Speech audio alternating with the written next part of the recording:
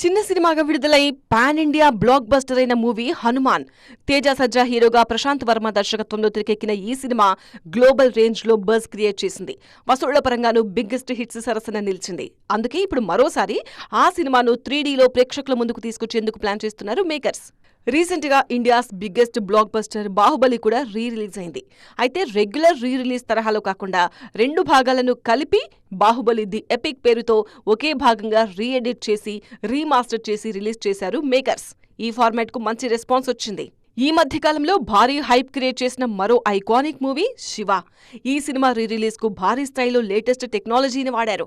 అప్పటి ఆడియోను, విజువల్ను మరింత క్వాలిటీగా ఆడియన్స్ కు అందించేందుకు ఆర్టిఫిషియల్ ఇంటెలిజెన్స్ సాయం కూడా తీసుకున్నారు. దీంతో ఈ జనరేషన్ ఆడియన్స్ ను కూడా మెప్పించింది శివ 4K వర్షన్.